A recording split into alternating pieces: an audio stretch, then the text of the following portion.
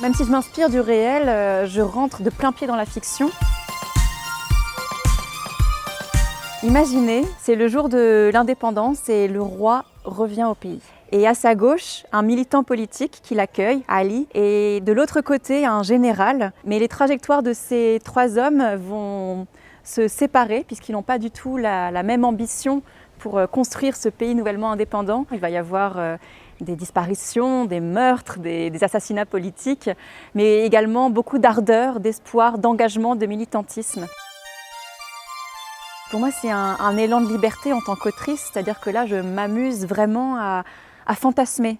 C'est-à-dire que l'histoire que je raconte, elle nous est parvenue de façon elliptique, trouée, elle est très mystérieuse, et donc moi, je me suis engouffrée dans les blancs de l'histoire pour me donner la liberté de fantasmer, d'inventer. Et j'espère pouvoir parler par le biais de la fable, de cœur à cœur, aux spectateurs, spectatrices, et je crois vraiment qu'on a une intelligence émotionnelle et que parfois on peut comprendre des choses intellectuellement, mais quand on les sent de tout notre corps, de tout notre cœur, eh bien c'est quelque chose qu'on assimile très profondément.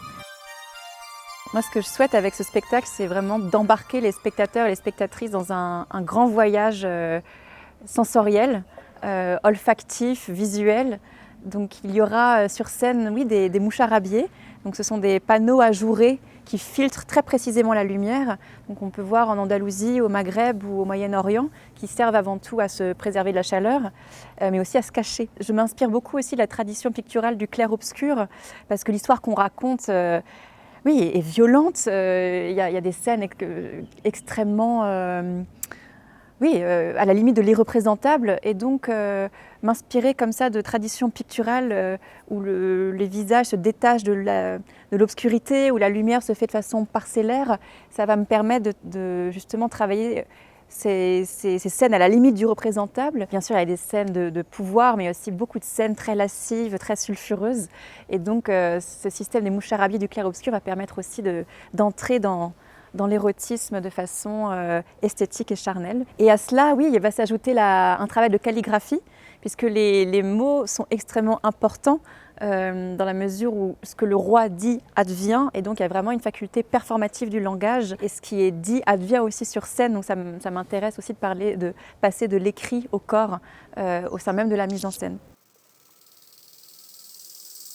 Pierre Vidal-Naquet dit que là où la justice n'a pas fait son travail, c'est à l'historien de le faire. Moi, je considère qu'aussi c'est notre travail d'artiste, surtout qu'on a la chance de pouvoir jouer dans des théâtres qui est le lieu où l'on voit, le lieu qui donne à voir devant une communauté éphémère des spectateurs. Et donc, oui, aller chercher des histoires secrètes, des histoires cachées, des histoires qui pourraient sombrer dans le silence des oubliettes.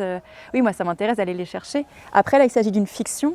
Mais bien sûr, ses racines sont dans le réel de tous les crimes d'État, des assassinats politiques, des leaders politiques tiers-mondistes qu'on a voulu faire taire. Et c'est leur histoire que je vais chercher là, bien sûr, afin qu'on ne devienne pas amnésique, justement.